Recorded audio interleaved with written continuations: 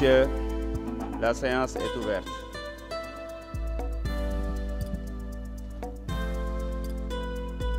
Mes chers collègues, l'ordre du jour appelle l'examen du projet de résolution de la constitution de la commission ad hoc chargée de statuer sur la demande de levée de l'immunité parlementaire du député Mohamedou Ngom. La parole est à notre collègue Yungar John, rapporteur de la commission des lois, de la décentralisation du travail et des droits humains. Monsieur John, vous avez la parole. Monsieur le Président, Monsieur le Ministre, chers collègues, la commission des lois, de la décentralisation du travail et des droits humains s'est réunie le jeudi 16 janvier 2025 sous la présidence de M. Abdoulaye Tall, président de la dite commission, à l'effet de constituer la commission ad hoc de statuer sur la demande de levée de l'immunité parlementaire du député Mohamedou Ngom.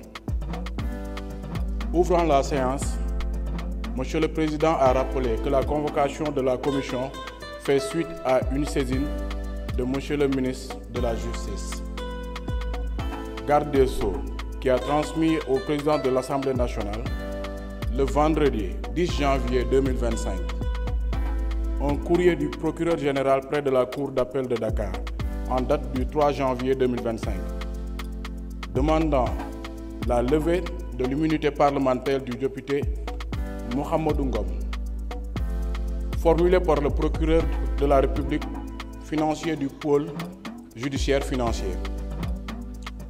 À la suite de cette saisine, dira-t-il, Monsieur le Président de l'Assemblée nationale a informé le bureau et soumis son adoption cette demande lors de sa réunion tenue le mardi 14 janvier 2025. La demande de l'immunité parlementaire étant acceptée par le dit bureau, le président de l'Assemblée nationale a ensuite informé la conférence des présidents qui s'est réunie le même jour. C'est ainsi qu'en vertu des dispositions combinées de l'article 61 de la Constitution et l'article 52 du règlement intérieur de l'Assemblée nationale, la conférence des présidents a retenu la poursuite de la procédure et a saisi la commission des lois, de la décentralisation, du travail et des droits humains, aux fins de constituer la commission ad hoc.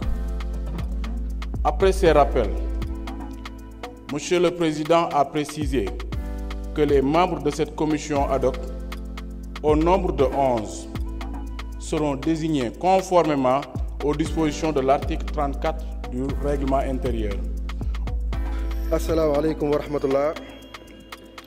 Yéen mbokki Sénégal, yéen ñi nga xamante ne yéen a am yaakaar, yéen ñi nga xamante ne yéen a am doyloo gu toll ne fal le président Ousmane Sonko ak ki nga xamante ne wala boog fal le président Bassirou Diomaye Diakhar Faye ak ki nga xam ne mooy premier ministre am di Ousmane Sonko.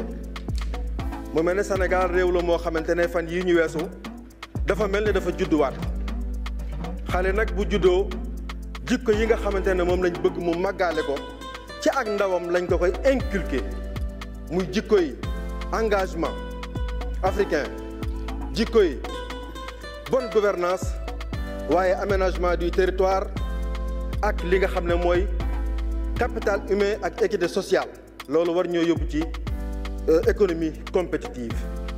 mu mel ne li nga xamante ne moo ñu fa dajale tey mooy saytu alali Sénégal gi nga xamante ne li ko war a tax a jóg mooy faj aajoy sénégalais yi ci fépp fu mën di yeewoo ci réew mi. commission ad hoc bii ñu créé tey li ko tax a jóg mooy wuññi mbalaanu kiiraayu kenn ci ñi nga xam ne Sénégal gépp di leen seetaan ñu wax ne ñoom jël nañu nag li muy tekki mooy loolu mooy li tubaab di wax mea culpa. Mea culpa nag tubaab yi dañuy wax ne l'aveu est la mère des preuves. kon loolu dinañu yóbbu ci tey jii ñu leeral sénégalais yi ñu fi yabal li nga xamante ne mooy essence su liggéey bu rëy bii nga xamante ne moom la ñuy def. monsieur le président nañ ma may ma wax wala ma bàyyi leen ñu wax.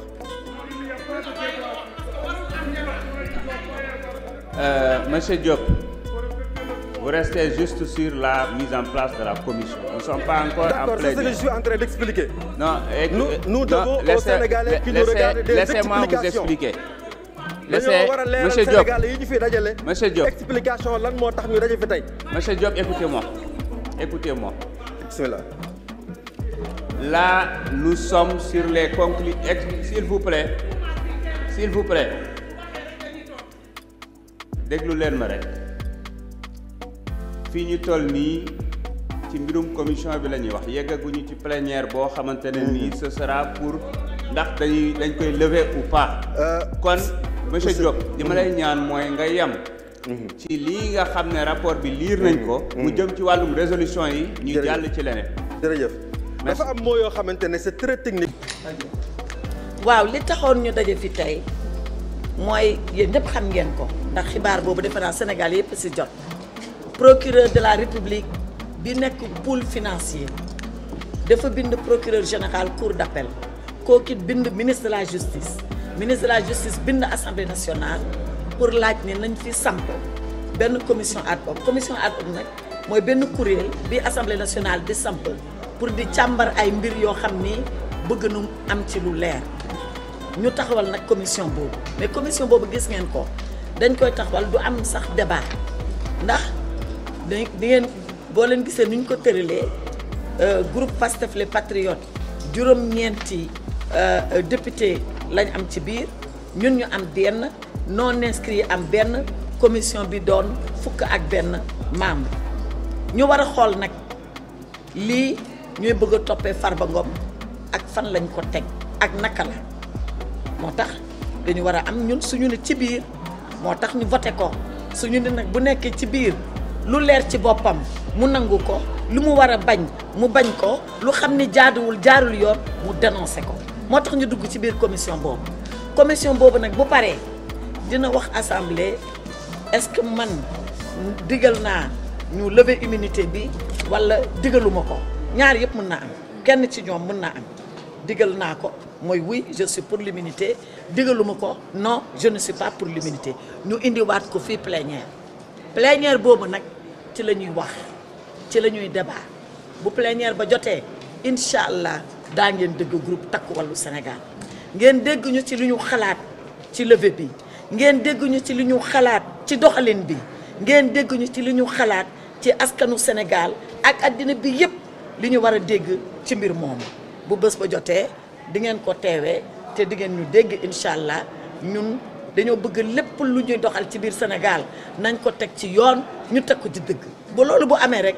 defe naa yuuxu du am mais nag buñ ko bëggee parax-paraxee bëgg ko saaxee bëgg def lu ñuy waxee règlement de compte kumba am ndey kumba amul ndey duñ ko mus a nangu loolu nag du pour Farba Ngom du pour Aïssata Tall pour askan wi la réew mi la ak aar askan wi ak aar réew mi maa ngi leen di sant leen gërëm wasalaam. L'Assemblée nationale a été saisie par le ministre de la Justice pour la levée d'immunité de notre collègue Farba Ngom. En toute légalité, l'Assemblée nationale a procédé à la mise en place de la commission ad hoc. Cela a été fait en commission, validé à l'unanimité, et cela aussi vient d'être validé à l'unanimité à l'Assemblée nationale en plénière. Maintenant, vu qu'on n'en est pas encore au stade où on va ouvrir un débat général pour discuter sur oui ou non on doit lever ou pas, pour le moment on en est juste à l'installation de la commission, ça a été fait. En toute légalité aussi, le groupe parlementaire PASTEF a installé la commission, en tout cas comme la loi nous l'indique, comme la loi nous l'impose, à savoir PASTEF a eu 9 membres dans la commission, 1 membre pour le groupe parlementaire Takku Wallu, 1 membre pour les non-inscrits. Donc c'est au prorata, donc par rapport à la taille des groupes parlementaires. Jusque-là, ce qu'on peut retenir, c'est que tout est fait en toute légalité. Maintenant, on va essayer de voir la suite ce que ça va donner. Si toutefois la commission demande la levée de l'unité parlementaire, comme le veut le ministre de la Justice, on va voter. Et naturellement, après, justice fera son travail. En gros, c'est ça.